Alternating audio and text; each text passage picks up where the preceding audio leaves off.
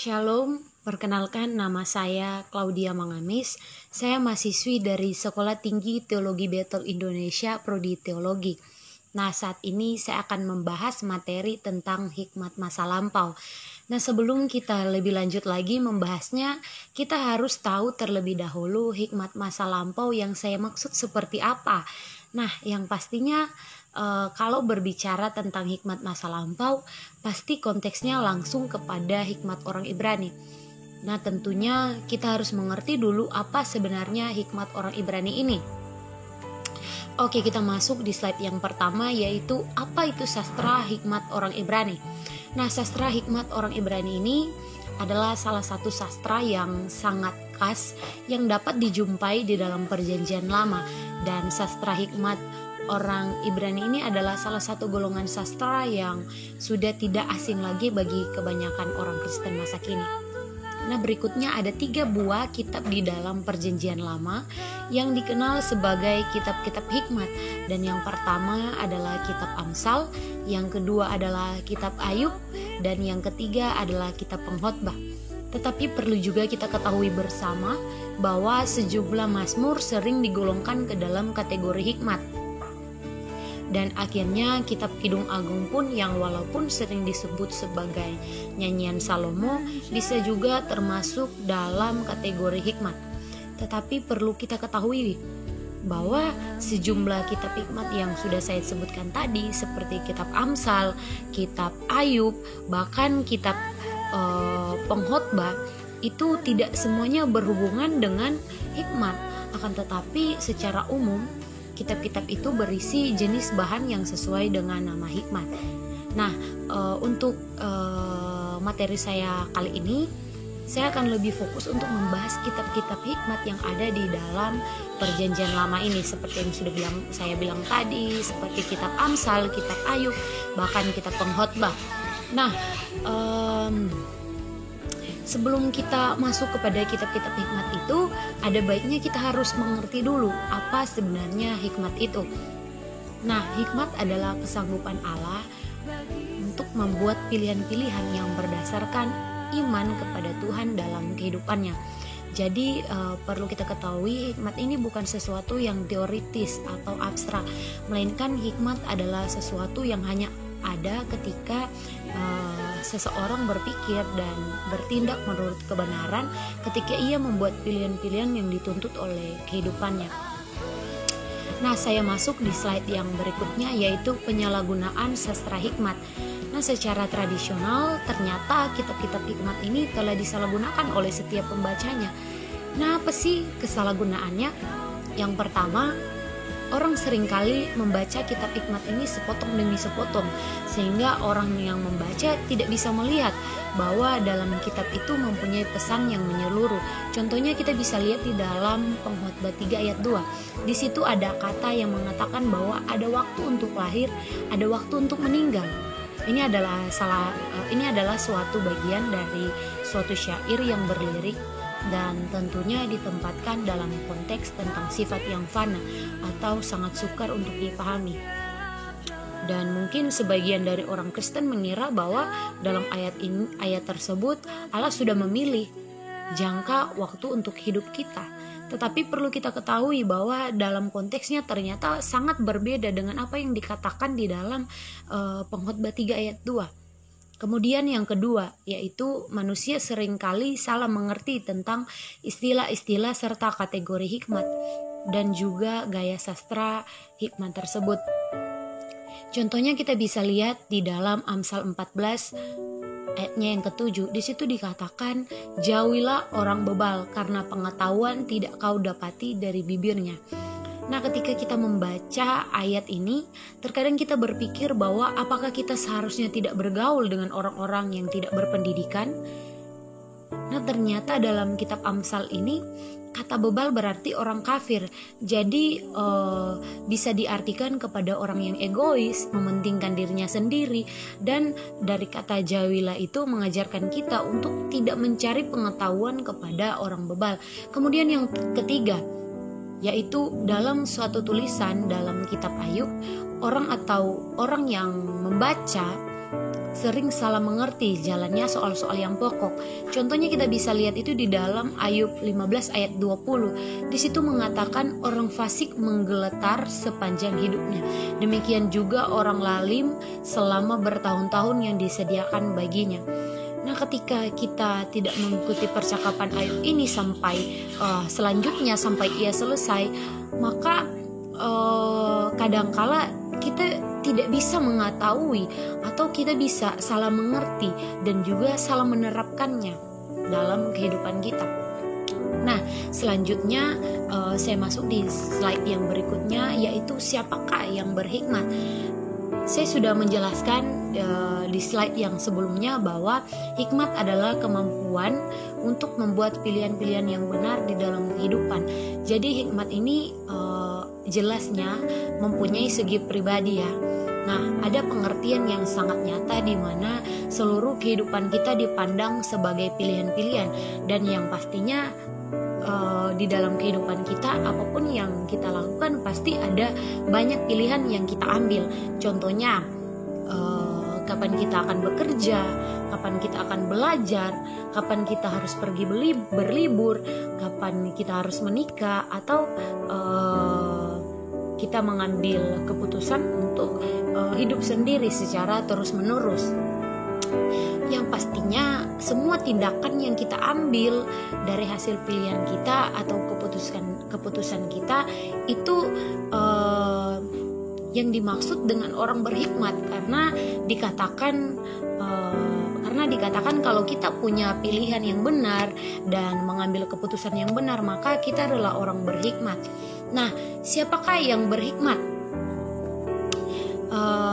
Yang pertama saya masuk kepada para pengajar. Kita perlu tahu bersama bahwa di Israel zaman dahulu beberapa orang mengabdikan dirinya tidak hanya untuk memperoleh hikmat, tetapi juga untuk mengajarkan orang lain bagaimana memperolehnya. Dan para pengajar ini disebut sebagai orang bijak.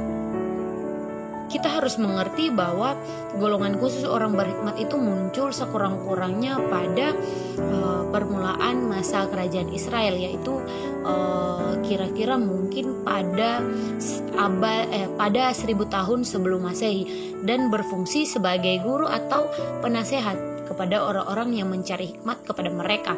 Dan di antara mereka ada yang diilhami Allah atau diilhami Allah untuk menulis bagian-bagian dalam Perjanjian Lama. Kita seringkali juga membaca di dalam kitab Amsal bahwa pengajar penuh hikmat selalu menyapa muridnya dengan sebutan anakku. Nah, kenapa sih mereka sering menyebut atau menyapa muridnya dengan sebutan anakku?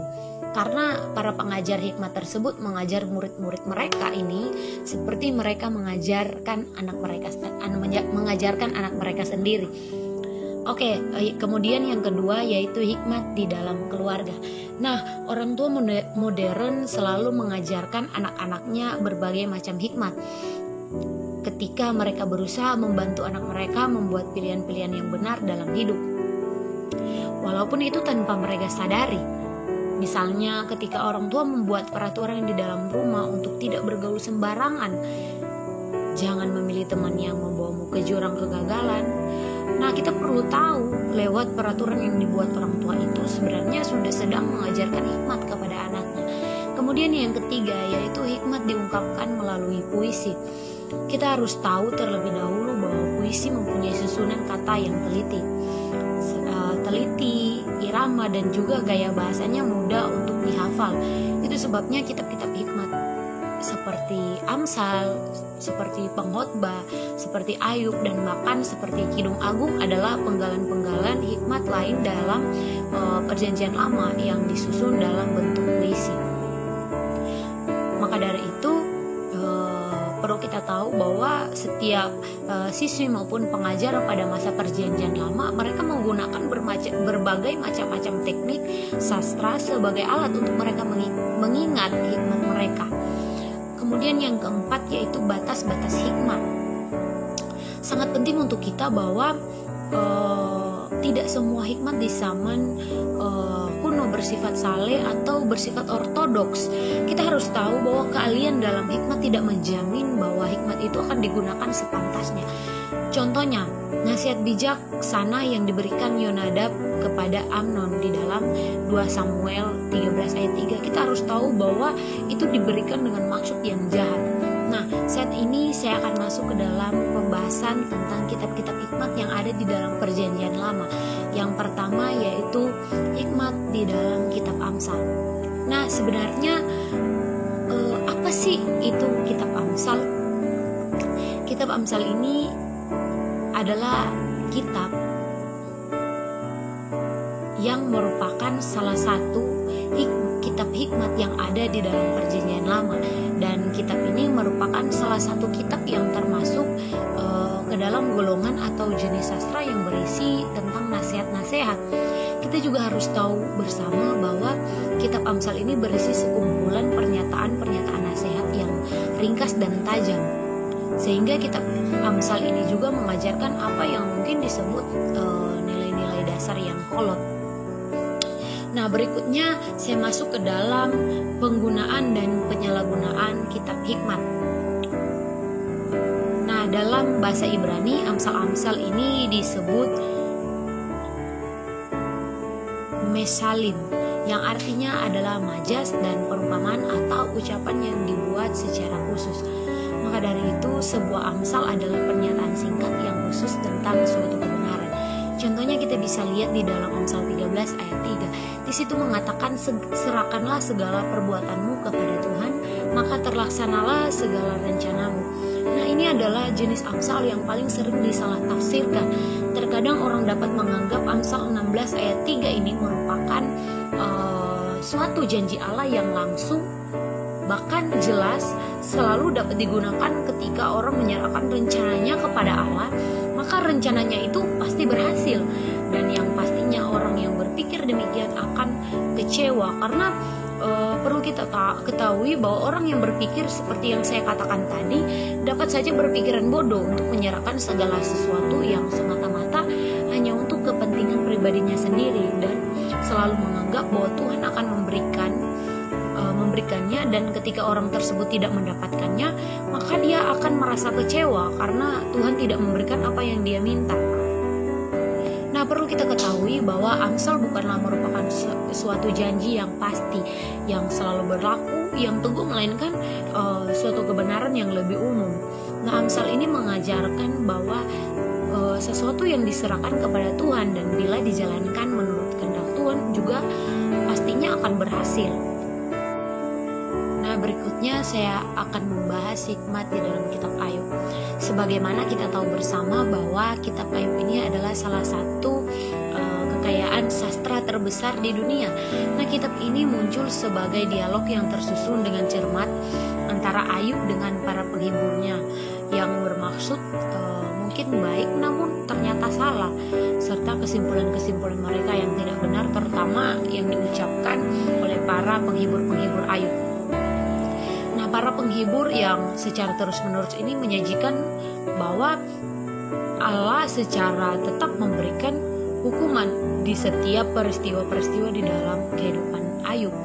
Nah, dalam kitab ini para penghibur terus meyakinkan Ayub bahwa apa yang terjadi di dalam hidupnya, entah itu baik atau buruk, semua tergantung apakah Ayub sudah menyenangkan hati Tuhan atau tidak.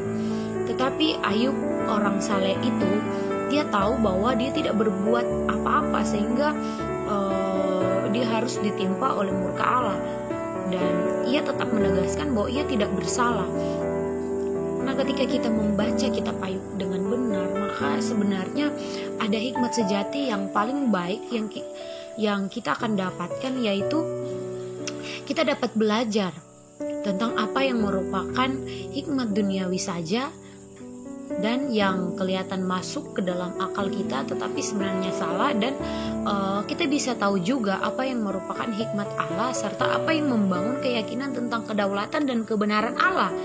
Jadi kitab hikmat ini bukanlah hanya sekedar menceritakan tentang penderitaan Ayub, tetapi mengenal kehadiran Allah di dalam penderitaan yang ditimpa Ayub, sehingga membawa kemuliaan bagi nama Tuhan. Lalu ada tujuan dari dialog dalam kitab Ayub ini, yaitu menetapkan atau meyakinkan dalam pikiran pembaca bahwa apa yang terjadi dalam kehidupan tidak selalu terjadi karena Allah menghendakinya atau karena hal itu adil. Selanjutnya saya masuk ke dalam slide yang berikutnya, yaitu hikmat di dalam kitab Pengkhotbah. Nah, kitab Pengkhotbah ini adalah suatu monolog hikmat yang seringkali membuat bingung orang Kristen, khususnya jika ada yang membacanya terlalu cepat dan beranggapan bahwa apapun yang terdapat dalam kitab selalu berasal dari sudut pandang Allah. Seringkali ketika membacanya pastinya sangat membuat bingung karena kitab ini sangat sulit untuk dibaca. Beberapa bagiannya tampak bertentangan dengan dirinya sendiri, sementara di bagian yang lain bahkan tampak bertentangan dengan keseluruhan Alkitab. Nah, dalam kitab ini ternyata ada yang kurang. Hal apa sih yang kurang di dalam kitab Pengkhotbah? Ya, tentunya dalam penafsirannya yang berkaitan dengan tema-tema besar Alkitab, dengan jaminannya mengenai kesetiaan Allah sendiri terhadap orang-orang yang percaya kepada Tuhan. Oke, selanjutnya yang terakhir ada hikmat di dalam kitab Kidung Agung. Kita tahu bersama bahwa kitab Kidung Agung ini adalah kitab sekumpulan syair-syair cinta yang panjang yang ditulis dalam gaya puisi dekat kuno. Nah, pasti kita bertanya-tanya, kenapa sih Kidung Agung juga termasuk ke dalam kitab hikmat, sedangkan Kidung Agung ini adalah sebuah nyanyian cinta. Tetapi kembali lagi seperti yang sudah saya jelaskan tadi di awal, bahwa nyanyian-nyanyian dalam kitab Kidung Agung ini berhubungan dengan Salomo. Kita bisa lihat itu di dalam Kidung Agung pasal 1 ayat 1. Jadi yang namanya Israel pastinya berhubungan dengan hikmat. Oke, itu saja materi yang saya bahas kali ini. Sekian dan terima kasih. Tuhan Yesus memberkati. Shalom.